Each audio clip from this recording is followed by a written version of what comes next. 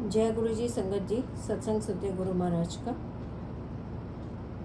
एक आंटी जी थी जो गुरु जी पे जाती थी और बहुत ज़्यादा श्रद्धा रखती थी। उनकी देवरानी थी।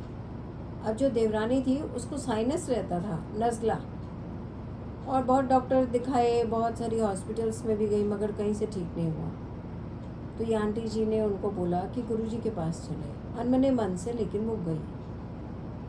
गुरु जी ने आशीर्वाद दिया, लंगर प्रसाद किया, आशीर्वाद प्राप्त किया, इनका नज़ला जड़ से जाता रहा। ये हैरान हो गई और इनकी भी श्रद्धा गुरु जी में जागी। तो इन्होंने अपने पुत्र के बारे में बताया कि उसकी जो आई साइड है वो वीक होती जा रही है। सभी डॉक्टर्स के इलाज के बावजूद वो नज़र मंद पड़ती जा रही है। गुरु जी महाराज ने उनको बोला कि शहद लेके और अपने पुत्र की आंखों में डालें।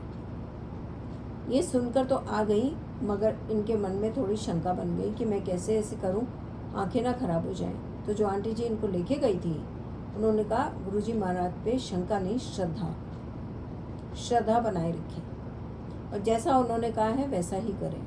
आंटी जी ने सचमुच ही दिल से हाथ जोड़ के श्रद्धा रखी और पुत्र की आंखों में मधु डालती रही, और वो आंखें बिल्कुल ठीक हो गई। जो आई साइड थी बिल्कुल परफेक्ट हो गई। लेकिन ये चीज़ क्योंकि गुरुजी ने उनको बताई है तो सिर्फ उनके लिए ही है, हमारे लिए नहीं है, किसी और के लिए नहीं है ये। देन सेम तरीके से एक और डॉक्टर साहिबा थी जो बोन होता है, bone department, bone injury department, उसकी हेड थी। तो जैसे कि मरीज़ों पे जाते हैं ना डॉक्टर्स, राउंड के लिए आते हैं, तो ये राउंड के लिए आती थी। तो जब ये राउंड भी पूरा नहीं करती थी, सारे मरीज़ देख भी नहीं पाती थी कि इनको दर्द शुरू हो जाता था टांगों में, इनकी टांगों में दर्द रहता था, ये ठीक से अपना कार्य कर नहीं पा रही थी, बहुत परेशान थी।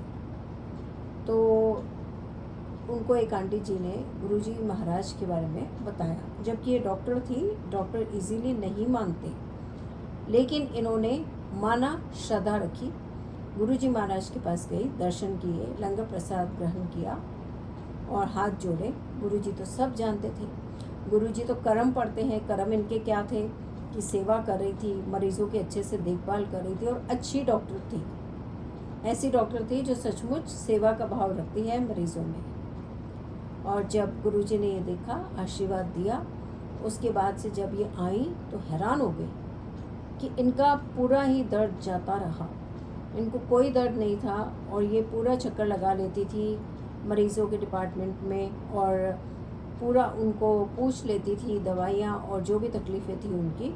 उसके बाद से इनको कोई दर्द नहीं हुआ।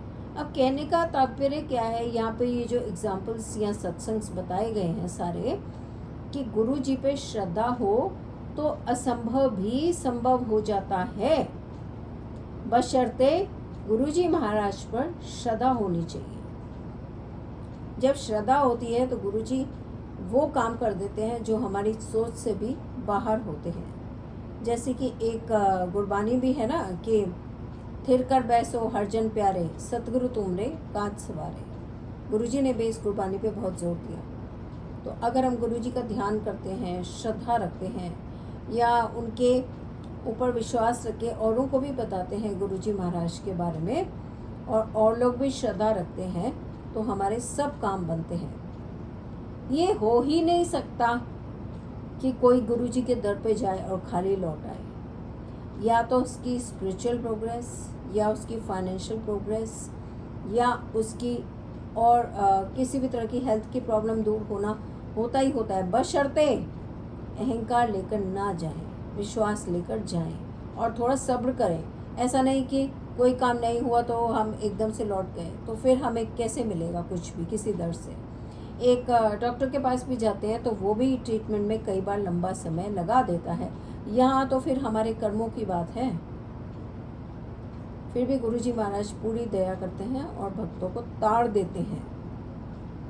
ऐसे गुरुजी महाराज के चरणों में दंडवत प्रणाम करते हैं संगत जी, और सब मिलकर कहेंगे जय गुरुजी, शुक्राना गुरुजी महाराज का।